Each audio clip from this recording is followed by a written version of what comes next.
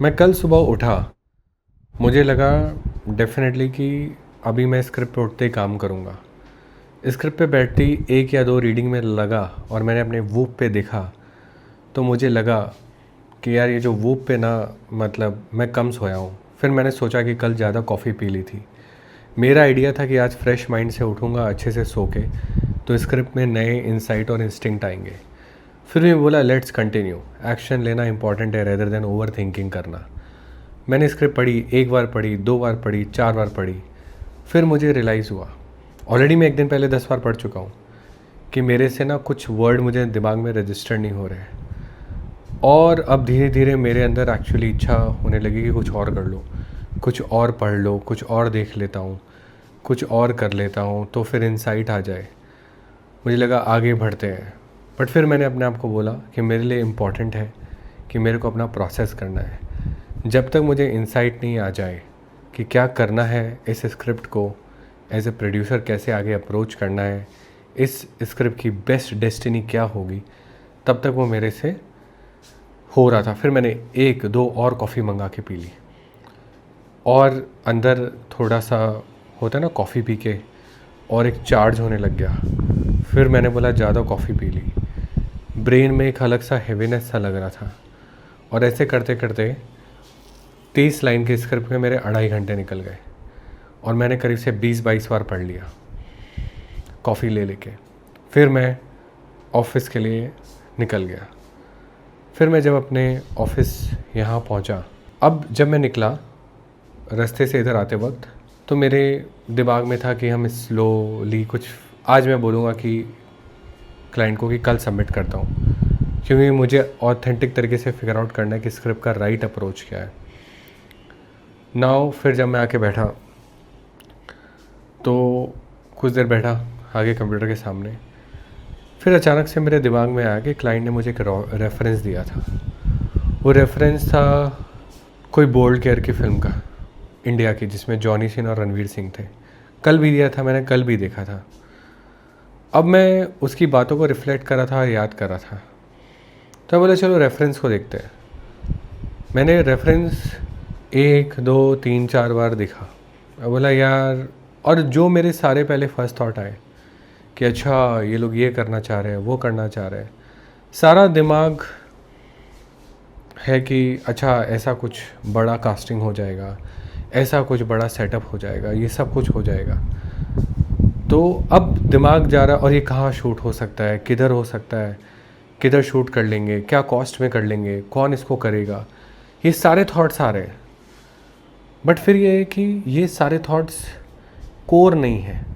As a producer जो मेरा instinct है मेरे अंदर से, वो बोल रहा है कि ये कोर नहीं है, क्योंकि मुझे क्या करना है, what I am bringing into it. अब दोपहर हो चुकी है, ऐसा करते करते 1 1:30 बज गए हैं। अब बैंडविथ जाने वाला है।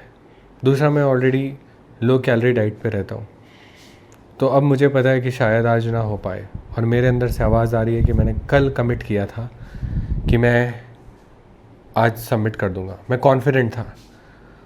मुझे लगा कि ये स्क्रिप्ट जो मैं समझता हूँ, ये कैटेगरी, इससे मुझे इतना टाइम क्यों लग रहा है, और मैं क्या बताऊँ आगे को, क्योंकि अब मुझे आगे इन्फॉर्मेशन दूंगा तब मेरी टीम राइट चीज़ पे अराइव कर पाएगी। तो अब यहाँ पर एक और कॉफ़ी मंगा के पी ली। फिर नहीं पी गई। मैं बोला यार ब्लैक कॉफ़ी क्यों पी रहे हैं, क्योंकि कल मेरा फास्टिंग भी चल रहा था बाय द वे, 24 आवर का। तो मैं अपने आप के अंदर अपने आप को ब्लेम नहीं बोलूँगा, मैं बोलूँगा शायद फास्टिंग है इसलिए नहीं हो पा रहा होगा। तो ये भी चल रहा है, वेरियस काइंड ऑफ एक्सक्यूजेस।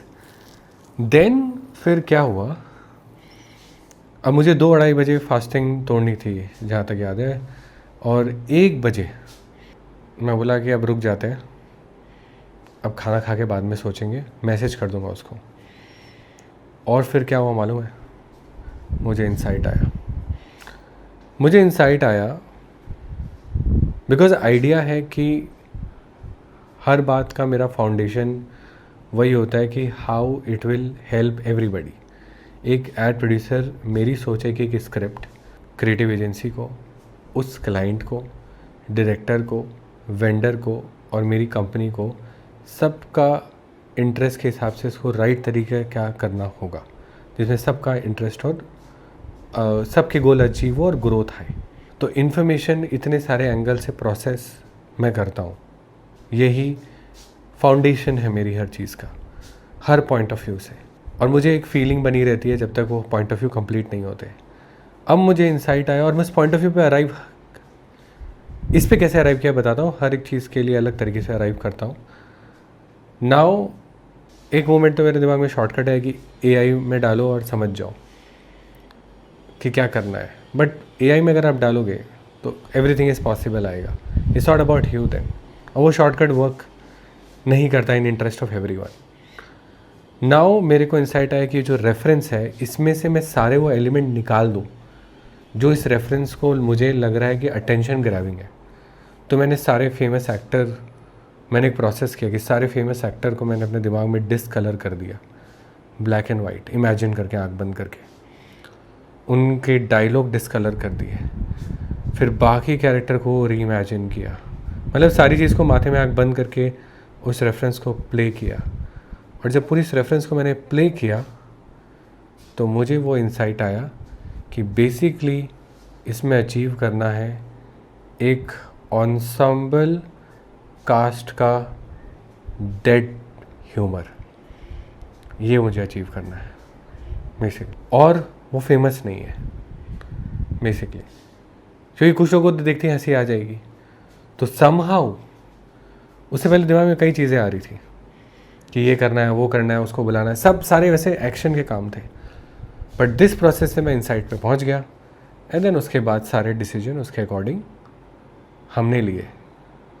तो आप बताइए कि आप, अगर कोई नया मटेरियल आपके लाइफ में आए तो आप कैसे अराइव करते हैं उस डिसीजन पे, कैसे आप अपनी इंस्टिंक्ट को यूटिलाइज करते हैं जो आपके अंदर है। Thank you.